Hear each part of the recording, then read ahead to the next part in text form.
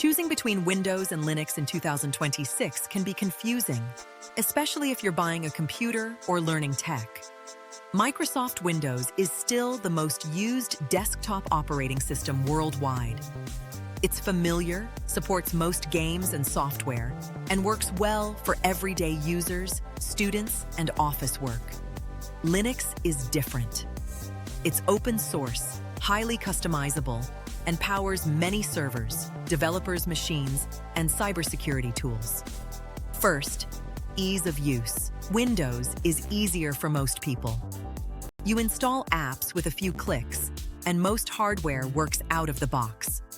Linux has improved a lot, but some distributions still require terminal commands and setup knowledge. Second, Performance Linux often runs faster on older computers. It uses fewer system resources, which makes it great for reviving low-spec PCs. Windows uses more RAM and background services, but supports a wider range of commercial software.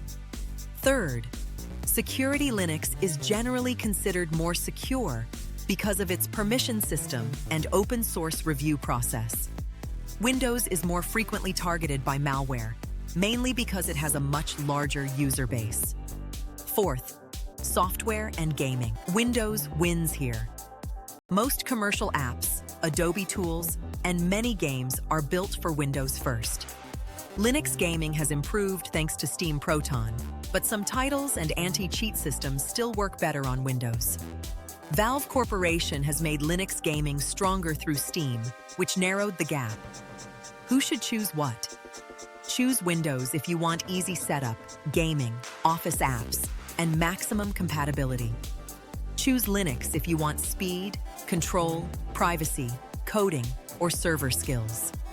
Best strategy: use Windows for general work and Linux if you want to learn development or technical skills. Many professionals use both. In 2026, it's not about one being better. It depends on what you need your computer to do.